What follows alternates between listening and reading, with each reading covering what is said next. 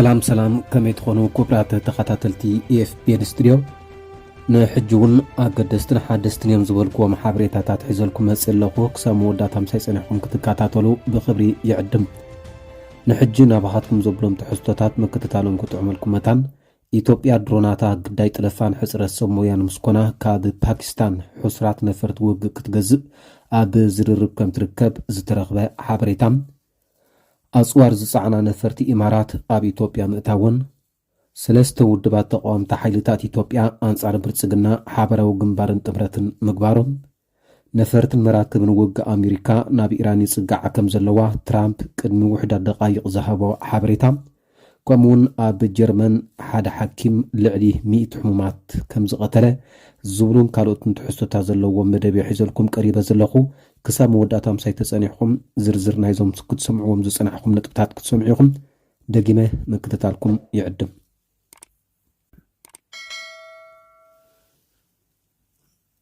ባርከስ ናብ ዝርዝር ትሕዝቶታት ምስ ንሰግር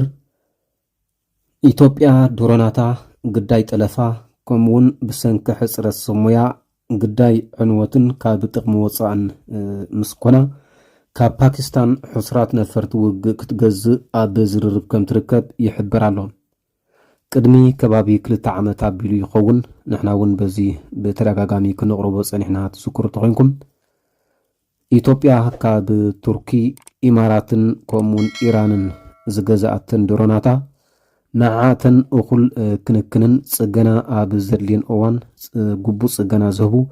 ከምኡውን ናይ ቴክኒክ ጸገማት ምስ ዘጋጥመን እኹል ናይ ቴክኒክ ጽገናታት ክገብሩ ዝኽእሉ ዓቕሚ ሰብ ብዘይምህላዋ ከባቢ 6 ድሮናታ ካብ ጥቕሚ ወፃኢ ከም ዝኾና ሓቢርና ነርና። ቅድሚ ሕጂ ነዘን ኣብ ኢትዮጵያ ዘለዋ ምዑላት ዝበሃላ ድሮናት ከም ናይ ቴክኒክ ሰብ ሞያን ከምኡውን ኣብ ዝተፈላለዩ ጋጣሚታት ሽግር ምዘጋጥመን ዝጽጉኑ ሰብ ሞያ ካብ ቱርኪ ኢማራትን ካልእ ሃገራትን ሚልዮናት ዶላር እናኸፈለ ኣብይ ኣሕመድ ኣብ ሃገሩ ኮፍ ኣቢሉ ብመገዲ ንሳቶም ናይ ዘንድሮናት ጥዕና ብቐረባ ክከታተል ይገብር ምንባሩ ዝጠቕሱ ዝተፈላለዩ ምንጭታት እቶም ቅድሚ ሕጂ ኣብ ኢትዮጵያ ከም ሰብ ሞያ ድሮናት ኮይኖም ከገልግሉ ዝጸንሑ ወጻተኛታት ግን ብሰንኪ ኢትዮጵያ ጋጢምዋ ዘሎ ፋይናንሳዊ ቅርብላው እኹል ዶመስ ክቕበሩ ብዘይምኽኣሎም ካብቲ ሃገር ከም ዝወፅ እዩ ዝሕበር። ድሕሪ እዞም ወጻተኛታት ካብቲ ሃገር ምውፅኦም ከዓ እዘን ኣብ ኢትዮጵያ ዘለዋ ድሮናት ብዙሕ ሽግራት የጋጥመን ከም ዘሎ ክሕበር ፀኒሑ እዩ። ኣብ ዝቐረባ መዓልትታት እውን ትዝክሩ ኮይንኩም ዕለት 27 መስከረም ኣብ ከባቢ ዞባ ጎንደር ድሮናት ናይ ኢትዮጵያ ብዘካየድኦ ደብዳብ ኣብ ልዕሊ ቤት ትምህርቲ ልዑል ሓደጋ ኣብፂሕን ህፃናትን ብዙሓት ሲቪል ሰባትን ከም ዝቐተላ ተገሊጹ። እዚ ከዓ ብሰንኪ ጠለፋ ናይተን ድሮናት ዝተፈጸመ ጌጋ መጥቃዕቲ እዩ ነይሩ። ቅድሚ እውን ኣብ ከባቢ ዞባ ናይ ወሎ ኣብ ልዕሊ ሆስፒታል ብዘካየድኦ መጥቃዕቲ ወይ ከዓ ደብዳብ ብዙሓት ኣብ ሆስፒታል ዝነበሩ ሰባትን ሰብ ሞያ ሕክምናን ከም ዝሞቱ ተሓቢሩ ነይሩ። ከባቢ 7 ወርሒ ማለት እዩ። እዚ እውን ብግዳይ ጠለፋ ብጌጋ ዝተፈጸመ መጥቃዕቲ ምዃኑ ድሕሪ ዝተረኽበ ሓበሬታ ተገሊጹ ኣሎ። ኣብ ዝቐረባ መዓልትታት ከዓ ዳርጋ 8 ሰሙን ዝገብር ኣብ ከባቢ ዞባ ጎንደር ኣብ ልዕሊ ናይ ብልጽግና ሚሊሻታት ወይ ከዓ ዕጡቓት ብዓብይኻ ኣብ ልዕሊ እቲ መዓስከር ከባቢ ናይ ላሊበላ እዩ መጥቃዕቲ ከም ዘካየዳ ብዙሓት ዕጡቓት ናይ ብልጽግና ከም ዝሞቱ ብዙሕ ኣጽዋር ከም ዝዓነወ ተገሊጹ እዩ። ካብቲ ዝገርም ከዓ በቲ ዝተኻየደ መጥቃዕቲ ከባቢ 40 ዕጡቓት ናይ ብልጽግና ሞይቶም ኩንሶም ሰራዊት ምክልኻል ናይ ኢትዮጵያ ግን ብዛዕባ እቲ ኣብ ልዕሊ ገዛእ ሰራዊት ተፈጺሙ ዝተባሃለ ናይ ድሮን መጥቃዕቲ ኣፍሉጦ የብለይን ሓላፍነት እውን ኣይወስደሉን ክብል ክሒድዎ እዩ። እዚ ኣብ ዝሓፀረ መዓልትታት ኣብ ልዕሊ ገዛእ ሰራዊትን መጥቃዕቲ ዘካይዳ ድሮናት ናይ ብልጽግና ተጠንቂ ብመገዲ ኤርትራን ግብፅን ጠለፋ ከም ዝተገብረለን እውን ሓቢርና ነርና ኢና። ስለዚ ሚልዮናት ዶላራት ሂቡ ካብ ዝተፈላለዩ ሃገራት ዝሸመተን ድሮናት ብግቡእ ክመሓድረን ወይ ከዓ ክጥቀመለን ዘይከኣለ ኣብይ ኣሕመድ ክመማራፂ ሕጂ ካብ ፓኪስታን F-17 ተንደር ዝተባሃላ ጀታት ንምግዛእ ኣብ ምዝራብ ከም ዘሎ ወተሃደራዊ ምንጭታት ይገልጹ ኣለዉ እዮም። ሰራዊት ምክልኻል ኢትዮጵያ ብፍላይ ከዓ ሓይሊ ኣየርና ኢትዮጵያ ዘመናውያን ድሮናት ነፈርቲ ውግኣት ጀታትን ካልኦትን ዓጢቑ ከም ዘሎ እዩ ወትሩ ክምካሕ ዝስማዕ ቀጻሊ እውን ናይ ባዛር ምርኢት ብመገዲ ቴሌቪዥን ናይቲ ሃገር ከካይድ ንሪኢ ኢና እንተኾነ እዚ ኩሉ ከካይዶ ዝረአ ወታደራዊ ተሃዲድ ግን ኪነቲ ኣብ ልዕሊ ገዛእ ህዝቡ ዘብፅሖ ህልቂትን ኣብ ልዕሊ ገዛእ ትሕቲ ቅርፁ ዘብፅሖ ዘሎ ዕንወትን ምስ ጎረባብቲ ሃገራት ገጢሙ ፀብለልትነቱ ወይ ከዓ ወተሃደራዊ ብልጫታቱ ዘንፀባረቐሉ ኣጋጣሚ ክሳብ ሕጂ ኣይረኣናን እኳ ደኣ ኣብ ዝሓለፈ እዋን ነፈርቲ ውግእ ናይ ሱዳን ክልተ ግዜ ኣብ ልዕላዊ ግዛት ናይ ኢትዮጵያ ኣትየን መጥቃዕቲ ከካይዳ ግብረ መልሲ ክህባ ኣይተረኣየን ጅቡቲ እውን ኣብ ዝሓለፈ ቀረባ መዓልትታት ኣብ ልዕሊቶም ኣብ መሬት ኢትዮጵያ ኣለዉ ዝበለቶም ተቃወምቲ ሓይልታት ናይ ጅቡቲ ዕላማ ዝገበረ ምዃኑ ዝተጠቕሰ ናይ ድሮን መጥቃዕቲ ካይዳ ነዚ እውን ወላ ሓንቲ ግብረ መልሲ ክህብ ኣይከኣለን ግብረ መልሲ ክህብ ኣይኮነን እውን ቅድሚተን ድሮናት ናብ ልዕላዊ ግዛት ናይ ኢትዮጵያ ምእታወን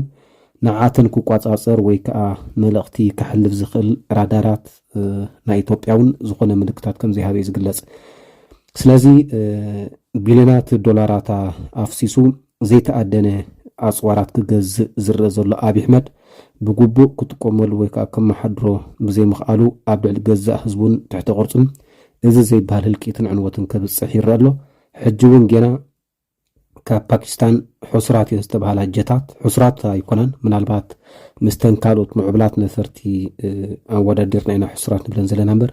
ንሓንቲ ጀት ወይ ከዓ ኤፍ17 ተንደር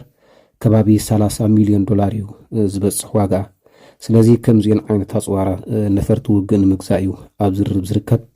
ኣብዚ ሕጂ እዋን ኣብ መላእ ኢትዮጵያ ብሓፈሻ ኣብ ትግራይ ክልል ኣምሓራ ካልኦት ከባቢታት ናይ ዓፋር ሶማሊ ብዙሕ ህዝቢ እዩ ብሰንኪ ጥሜትን ሕፅረት ሕክምናን ንኣደዳ ጥሜትን ሞትን ተቃሊዑ ዝርከብ ህዝቢ ኢትዮጵያ ኣብ ከምዚ ዓይነት ኩነታት ይርከብ እናሃለወ ግን ኣብይ ኣሕመድ እቲ ናይ ህዝቢ ኩነታት እዝኒ ከይሃበ ዘይተኣደነ ፅዋራት መዓልታዊ ክገዝእ ይረአ ኣሎ ኣብ ዝሓለፈ መዓልትታት እውን ነፈርቲ ናይ ኢማራት ዘይተኣደነ ፅዋር ፅዒነን ኣብ መዕርፎ ነፈርቲ ናይ ኢትዮጵያ ከኣትዋ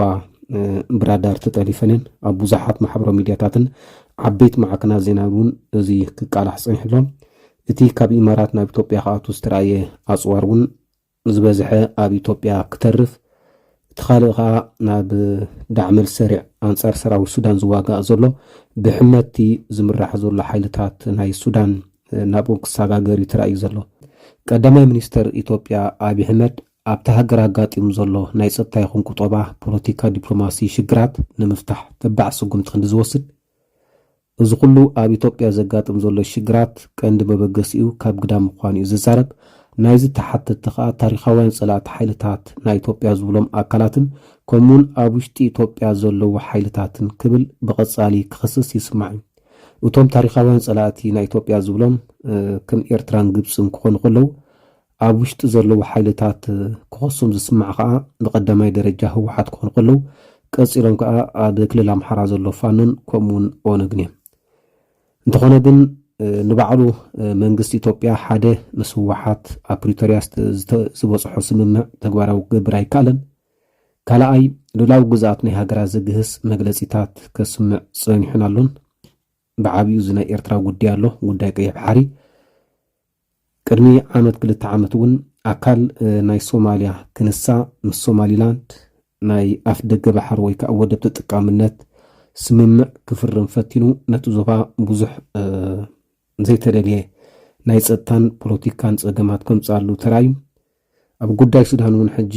ብመሬቱ ቢሉ እዚ ዘይበሃል ኣፅዋር ናብ ዳዕመል ሰሪዕ ክለኣኽ ዕጡቋት ናይ ዳዕመል ሰሪዕ እውን ኣብ ውሽጢ መሬቱ ከስልጥን ይረአ ኣሎ እዚ ተግባር እዚ ብሸነኽ ኤርትራ እውን ተራእዩ እዩ ዝከሓድ ኣይኮነን መንግስቲ ኤርትራ ንሰራዊት ሱዳን ይሕግዝ ኣሎ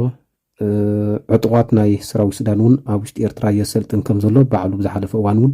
ሚድያታት ደገፍቲ ናይ መንግስቲ ኤርትራ ገሊፆን ነይረን እየን ምናልባት ሕጂ በቲ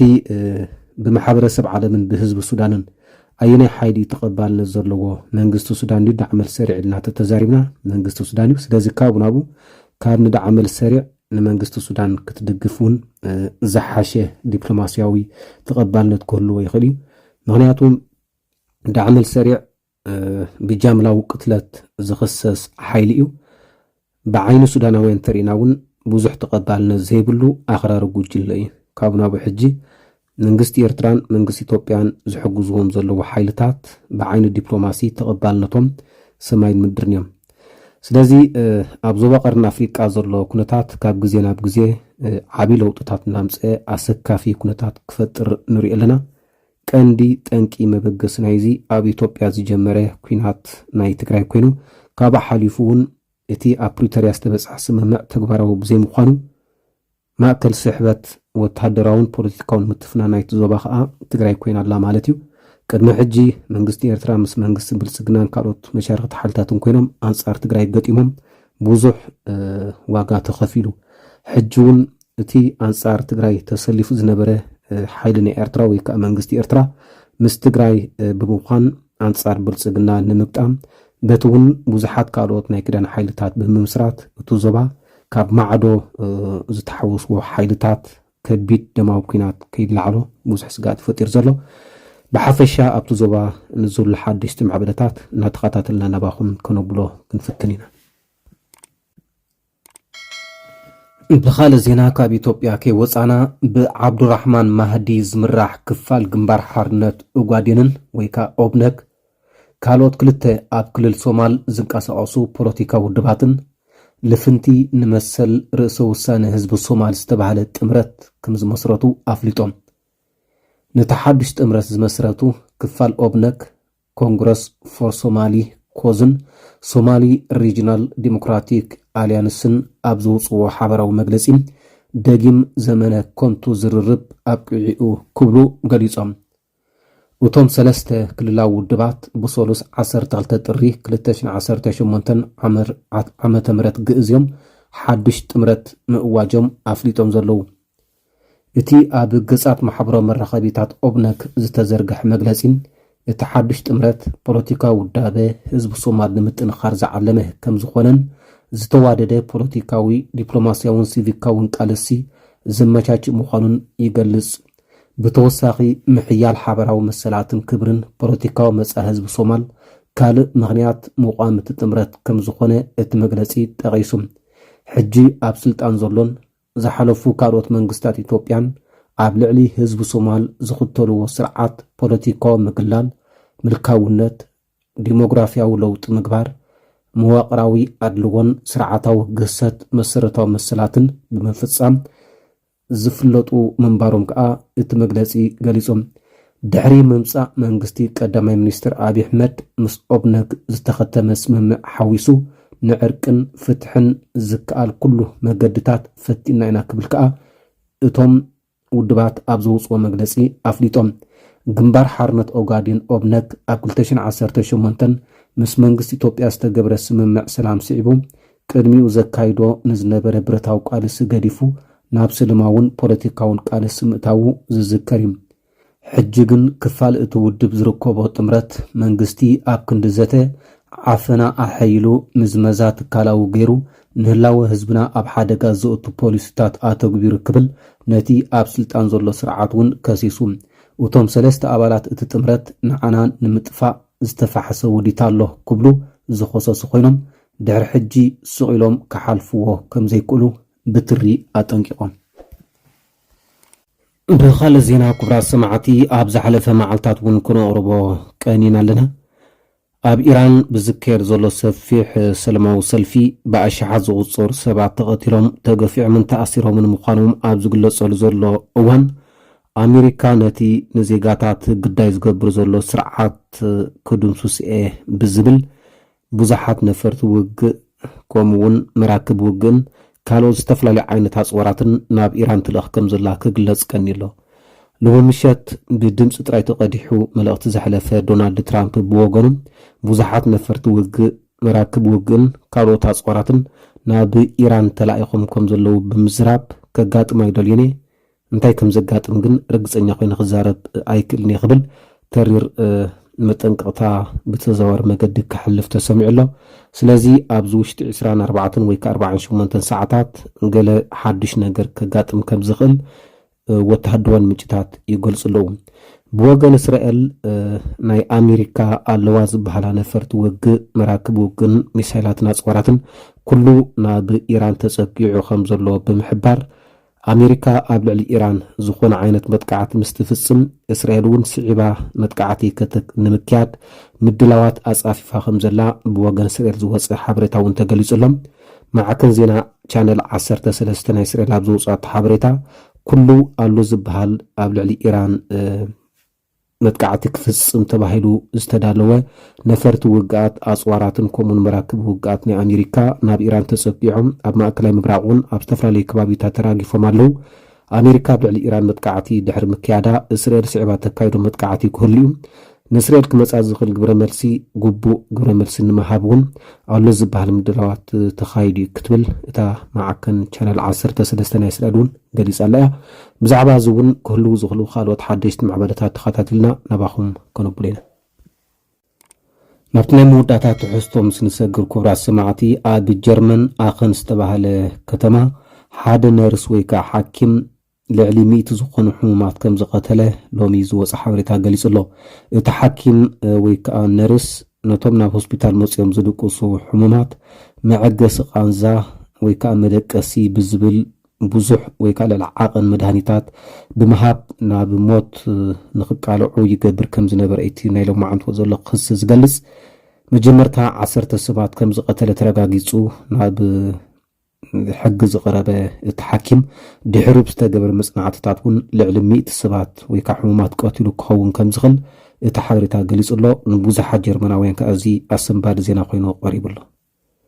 باركس نحجينا باخم كبل ما داليوم زنور كنت حستات نزوم كنت كاتاتل ومزسنا حقوم مسؤول نيرم أبقصالي بتماساسال ويكاد بخالد حستوكم لسوكمي كساب شعو كلكم أبزل لكم سسناي